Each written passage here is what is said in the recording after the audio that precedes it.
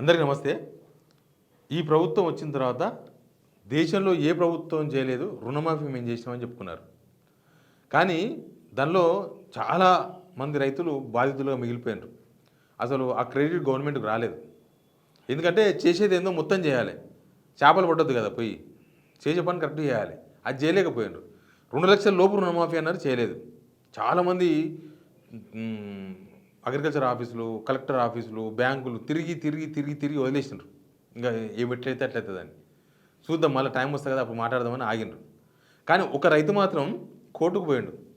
ఇది ప్రభుత్వానికి ఒక చెంపదెబ్బ లాంటిది. సొంత రాష్ట్రం, సొంత ప్రభుత్వం పనిచేస్తలేదు, నాకు రుణమాఫీ కాలేదు. ఆయన 1,50,000 ఉందంట, మళ్ళీ 1,50,000 రూపాయలే ఉందంట. వాళ్ళు 2,00,000 లోపు చేస్తామన్నారు కదా, చేయలేదని చెప్పేసి హైకోర్టుకు పోయినరు. విచారణ ఉంది, నెక్స్ట్ 27వ తారీఖు నాకు వాయిదా వేసింది, స్వీకరించింది హైకోర్టు ఆ పిటిషన్ని. రైతులందరూ ఈ వార్త చూడాలి, ఎందుకంటే చాలామంది బాధితులు ఉన్నారు. 2,00,000 పైన ఉన్న వాళ్ళకు మీరు ఇంట్రెస్ట్ కట్టుకోండి, మేము రుణమాఫీ చేస్తామంటే పాపం వాళ్ళందరూ కష్టపడి కట్టిర్రు, వాళ్ళ కూడా కాలేదు. 1,50,000 ఆయన అయినా కానీ 50,000, 60,000, 40,000, 30,000 ఉన్న వాళ్ళు కూడా కాలేదు.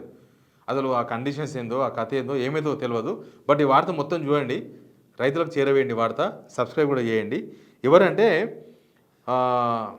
చాలా రూల్స్ పెట్టారు అప్పుడు, తెలుసుగా మీకు, రేషన్ కార్డు లేకున్నా అని రకరకాలుగా చేయాలని. కానీ తనకు రుణమాఫీ వర్తింపజేయలేదని అన్నీ ఉన్న వలిగొండ మండలం జంగారెడ్డి పల్లె గ్రామస్తుడు అంట.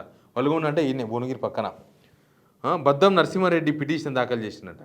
ఈ పిటిషన్ మీద మంగళవారం నాడు విచారణ చేపట్టి నోటీసులు ఇచ్చిందట. వ్యవసాయ అధికారి, జిల్లా కలెక్టర్తో పాటు కెనరా బ్యాంకు అరూర్ బ్రాంచ్ మేనేజర్కు నోటీసులు ఇచ్చారు. బ్యాంకు నుంచి వ్యవసాయ రుణంగా 1,50,000 తీసుకున్నాడు, వడ్డీతో కలిపి 1,56,000 అయిందంట. 1,50,000 తీసుకుంటే 1,56,000 6,000 అయింది. అయినప్పటికీ రుణమాఫీ చేయలేదు. పిటిషన్ తరపు న్యాయవాది తెలిపాడు. పలుమార్లు అధికారులకు వినతి పత్రాలు ఇచ్చినప్పటికీ ఫలితం లేదు. కుటుంబ సభ్యుల వివరాలు నిర్ధారణ కాలేదని చెప్పి రుణమాఫీ అమలు చేయడం లేదని అధికారులు చెప్తున్నారని పేర్కొన్నారు. వాదనలపై స్పందించిన హైకోర్టు ప్రతివాదులకు నోటీసులు ఇచ్చింది, గవర్నమెంట్కి నోటీసులు ఇచ్చింది, అగ్రికల్చర్ డిపార్ట్మెంట్కు, జిల్లా కలెక్టర్కు, లోకల్ ఎంఆర్ఓకు అందరికీ నోటీసులు ఇచ్చేసింది హైకోర్టు. కానీ ఎంత దారుణమైన విషయం అంటే, ఆ రైతు విసికి పోయిండు కదా. అంటే ఈ ప్రభుత్వం మేము ప్రజాభవన్లో పెట్టినాం, ప్రజలు ఎవరైనా వచ్చి కంప్లైంట్ చేయొచ్చు, తర్వాత మీరు ఏ ఎమ్మెల్యేనా కలిసి ఇవ్వచ్చు, వీళ్ళు చెప్పిన దానికి ఇది విరుద్ధం. వీళ్ళు మేము స్వేచ్ఛ ఇచ్చినామన్నారు అండి, దానికి విరుద్ధం ఇది. అంటే స్వేచ్ఛ ఉంటే ఆయన కోర్టు దాకా పోడు. కోర్టు కూడా ఉత్తమ ఆషామాషి వ్యవహారం కాదు కదా. ఇప్పుడు 1,50,000 రుణమాఫీ, ఆయనకు దానికి 50,000 రూపాయలు అయితే కోర్టుకోనికి ఉత్తగా పోలేదు, అన్ని తిరిగి అయితలేదని చెప్పేసి కోర్టుకు పోయిండు ఆయన. మరి అట్లాంటి నిజంగా కూడా ఇట్లాంటి రైతులు కోర్టుకు పోతే చాలామంది రైతులు పోవాల్సి వస్తుంది. 20,000, 30,000, 40,000 ఉన్న రైతులు కూడా చాలామంది కాదు, ఏదో ఒక సాకుతోన గవర్నమెంట్ అసలు దాని మీద కాదు. ఈయన ఎలక్షన్స్ ముందు అందరికీ రుణమాఫీ చేస్తున్నాడు, గుర్తుందా? తర్వాత మళ్ళీ పార్లమెంట్ ఎలక్షన్స్ ముందల దేవుళ్ళ మీద హామీలు పెట్టి అందరికీ రుణమాఫీ చేస్తున్నాడా? తర్వాత గవర్నమెంట్ కండిషన్ తీసుకొచ్చిందా, దాని మీద పోవాలి కోర్టుకు. అంటే వీళ్ళు చెప్పింది వేరు, చేసింది వేరు, మళ్ళీ చేసిన దాంట్లో మళ్ళీ చేసింది వేరు. 2,00,000 పైన మీకు ఏమైనా ఇంట్రెస్ట్ ఉంటే కట్టుకోండి, మేము చేస్తామన్నారు. చాలామంది అప్పులు తీసుకొచ్చి బంగారం కుదబెట్టి ఇంకేమైనా ఉంటే అవి అమ్మి తీసుకొచ్చి ఆ పైన ఇంట్రెస్ట్ కట్టుకున్నారు. మళ్ళీ గవర్నమెంట్ చేయదేమో, చేసేప్పుడు చేయించుకోవాలని. అట్లాంటి వాళ్ళు మస్తు మంది మిగిలిపోయినారు. ఆ ఇంట్రెస్ట్ మళ్ళీ పెరిగి మళ్ళీ పెరిగిపోయింటుంది ఇప్పుడు. కానీ అప్పుడు వాళ్ళు చేస్తామన్నప్పుడు వాళ్ళు ఇచ్చిన అట్లాంటివన్నీ సేకరించి కనీసం రైతుల తరపున ఎవరైనా పోతే అడ్వకేట్స్ అయినా పోవచ్చు, దానిలో పాసిబిలిటీ ఉంటే. ఎందుకంటే వీళ్ళు అధికారం రాకముందు చెప్పిండ్రు, అధికారం వచ్చినాక చెప్పిండ్రు, ఎమ్మెల్యే అయినాక చెప్పిండ్రు, మినిస్టర్లు అయినాక చెప్పిండ్రు, ముఖ్యమంత్రి అయినాక చెప్పిండ్రు. ఇంకా మళ్ళీ వీళ్ళ మాటకి వాల్యూ లేకపోతే అంటే వీళ్ళు చెప్పేది వేరు, రూల్స్ మాత్రం తీసుకొస్తారా? రెండు వేరు ఉండదు కదా. చెప్పేది నోరే, చేసేది వీళ్ళ పాలన్నే. కాబట్టి వీళ్ళు ఎవరైనా ఛాన్స్ ఉంటే ఇట్లాంటి రైతు బాధితులందరినీ ఒక లైన్ మీద తీసుకొచ్చి అడ్వకేట్ కోర్టుకు పోతే ఏమైనా న్యాయం జరుగుతుందేమో.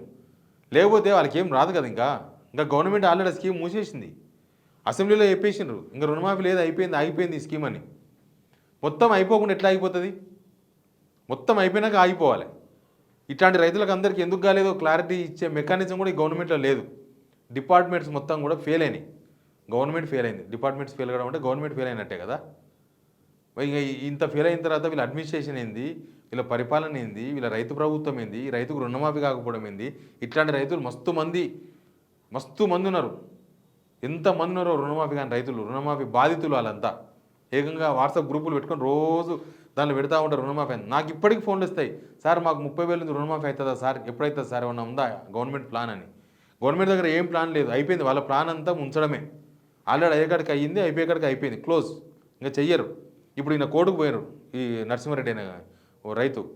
ఆ కోర్టులో ఏమైతే చూడాలి. మళ్ళీ ఆడ కూడా మేము రూల్స్ ముందే చెప్పినామంటారా?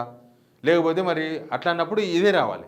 వీళ్ళు పార్లమెంట్ ఎలక్షన్స్ ముందర ఏం చెప్పిండ్రు, అసెంబ్లీ ఎలక్షన్స్ ముందర ఏం చెప్పిండ్రు, ఇట్లాంటి విషయాలు కూడా కనుక చర్చించగలిగితే, కోర్టులో వాదించగలిగితే ఖచ్చితంగా ఆ విషయం తెలుస్తుంది ఏదనేది. కానీ ప్రభుత్వ ఫెయిల్యూరు, ప్రభుత్వం చేసిన మోసాన్ని ఓ రైతు కోర్టు తీసుకుపోవడమే ఆ రైతుకు మనం హ్యాట్సప్ చెప్పాల్సిందే. ఇట్లాంటి రైతులు ఎవరైనా ఉంటే ఈ కేసును బాగా చూడండి.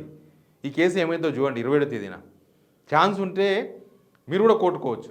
ఒకవేళ రైతుకు న్యాయం జరుగుతుంది అనుకుంటే, ప్రభుత్వం అన్యాయం చేసినప్పుడు మనం ఏడే చెప్పుకోవాలి, కోర్టుకే పోయి చెప్పుకోవాలి. వేరే ఛాన్స్ లేదు మనకు. పైసలు ఖర్చు అయినా కనీసం అందరు కలిసి ఒక రైతు పెట్టుకొనైనా కోర్టుకు పోక తప్పదు. చూద్దాం ఈ కేసు ఏమవుతుందో. బట్ ఒక రైతు చైతన్యాన్ని మాత్రం ఖచ్చితంగా మీకు చెప్పాలనే ఉద్దేశంతో వీడియో చేసినాం. షేర్ చేయండి, సబ్స్క్రైబ్ చేయండి.